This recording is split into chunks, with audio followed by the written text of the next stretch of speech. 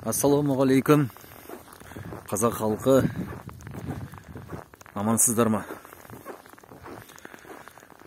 Мына күні кеше түрік елінде болып жатқан жағдай, түрік қана емес, сонымен қатар Сирия халқы да сонымен қоса бірге сондай сынаққа ұшырады еді. Алладан келген сынақ. Баяғыда осыдан бір 10 жыл бұрын иман негіздері деген кітап шыққан. Сол бүкіл жерге таратыла бастады, тегін таратылды. Қайрат Жолдыбайдың кітабы. Сол иман негіздерінде 6 шарт бар ғой иманның. Не нәрсеге сену керек?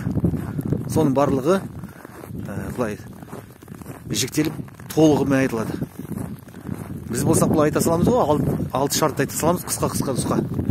Ал бұл кітапта сол 6 шартты толығымен әрбір шарт, әрбір бөлімді түсіндіреді. Мысалы, Аллаға сену, пайғамбарларға сену, кітаптарға сену, періштелерге сену, тағдыр күніне сену және қиямет күніне сену деген. Міне сол кітапта мына пайғамбарымыздың саллаллаху алейхи вассалам хадистері бар. Соның ішінде қиямет жақындағында болатын хадистер жайлы оқыған едім. Оны барлығы біледі.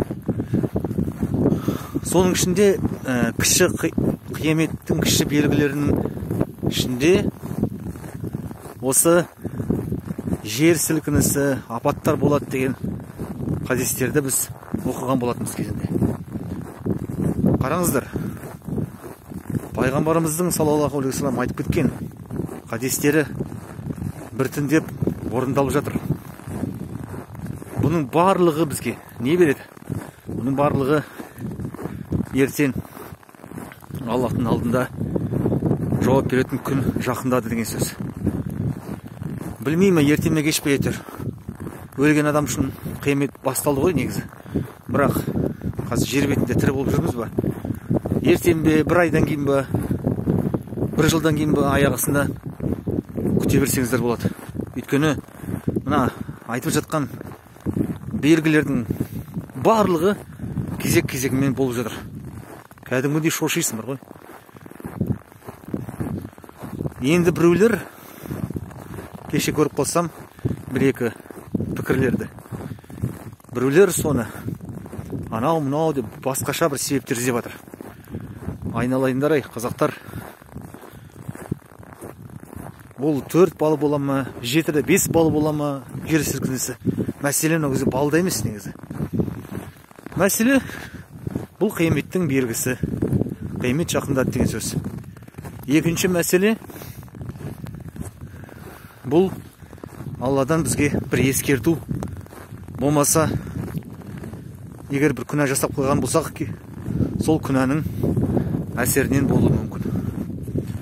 Сондықтан да, құрметті ағайындар, бұл өзімнің жеке каналыма Қазақстан Республикасының азаматы ретінде сондай өз жеке ойымды тастап кетуге солай шештім. Кім білет, мүмкін біреуіне әсері берер, біреуіне пайдасы тиер. Сол кітапты алып оқыңыздаршы, иман негіздері деген кітап, Қайрат Жолдыбай. Соның ішінде көбісі қияметтің белгілері айтылған.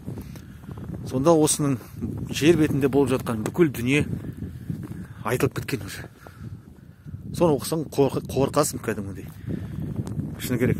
Мен ескертіп жатқаным кішкене бейғам болыңыздар, қазақ халқы. Ұйықтамайық, дайындалайық. Өтірік нәрсе емес бұл, ойын нәрсе емес, спектакль емес. Ертең шынымен болса, бұл өте қиын күн болады. Бұл шағын бізге Алла Тағала өзін зілзаласын көрсетті ғой, сол жерге. А ертең қиямет одан да шошитындай нәрсе болады. Сондықтан да барлықтарыңызға Алладан түзу жол тілеймін. Алла Тағаланың түзу жолдан айырылмайық. Бәріңізге сәттілік. Тек қана аманшылықта жүрейік. Қазағым аман болсын. мұсылмандар аман болсын. Және тағы да осы жер сілкісінен, зілзаладан апат көргендер үшін Алла тағаладан дұға сұрап жүріңіздер.